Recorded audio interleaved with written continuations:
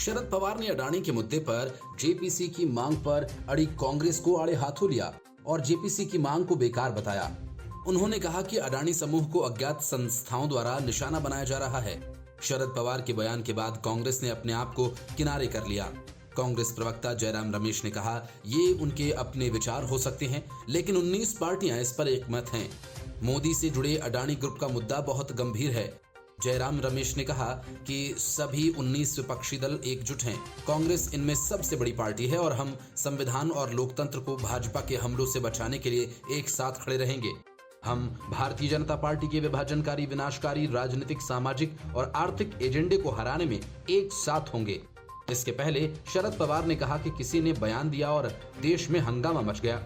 ऐसे बयान पहले भी दिए गए जिससे बवाल मचा, लेकिन इस मुद्दे को जो महत्व दिया गया वह जरूरत से ज्यादा था। ये सोचने की जरूरत थी कि मुद्दा किसने उठाया। हमने बयान देने वाले का नाम नहीं सुना, बैकग्राउंड नहीं देखा। क्या है, ऐसे मुद्दे जब उठते हैं तो देश में हंगामा खड़ा करते हैं। इसकी कीमत चुकानी पड़ती है। अर्थव्यवस्था पर कैसा असर पड़ता है, हम ऐसी चीजों को नजरअंदाज नहीं कर सकते। और ऐसा लगता है कि ये सब टारगेटेड था। शरद पवार ने कहा कि जेपीसी में सत्ता पक्ष के सदस्य बहुमत में होंगे। सच्चाई कैसे सामने आएगी? अगर सुप्रीम कोर्ट मामले की जांच करता है तो सच सामने आएगा, जिसकी संभावनाएं ज्यादा हैं। और एक बार जब सुप्रीम कोर्ट ने जांच समिति की घोषणा की तो जेपीसी की कोई जरूरत ही नहीं थी। उन्होंने कहा कि इस देश में कई साल से ऐसा ही होता आ रहा है। अगर हमें सरकार के खिलाफ बोलना होता तो हम टाटा बिड़ला के खिलाफ बोलते थे, लेकिन जब हमने टाटा के योगदान को समझा तब हमें आश्चर्य होता था कि हम टाटा बिड़ला क्यों कहते रहे।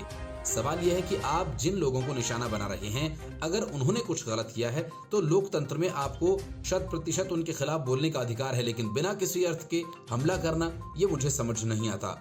शरद पवार ने शॉर्ट सेलर हिंडनबर्ग रिसर्च की रिपोर्ट पर जेपीसी की मांग पर अपनी असहमति जताई। उन्होंने कहा कि वो इस मामले पर कांग्रेस के नेतृत्व वाले विपक्ष द्वारा संसद के ठप करने के बात से सहमत नहीं है।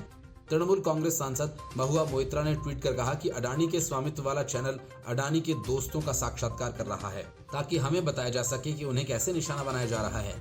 भाजपा प्रवक्ता प्रेम शुक्ला ने कहा कि एक विदेशी शॉर्ट सेलर द्वारा लेबल किए गए आरोपों के कारण एक भारतीय कॉर्पोरेट की जांच नहीं की जा सकती।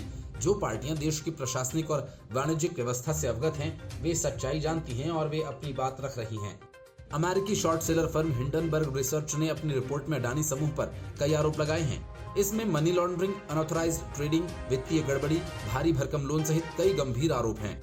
हिंडनबर्ग ने अपनी रिपोर्ट में कहा, अडानी समूह ने मॉरिशस और कैरिबियन द्वीप समूह जैसे टैक्स हेवन में संस्थाओं का उपयोग करके अपनी कंपनीज की सूचीबद्ध शेयर्स को बढ़ाने के लिए इस्तेमाल किया। Bureau report, news of India.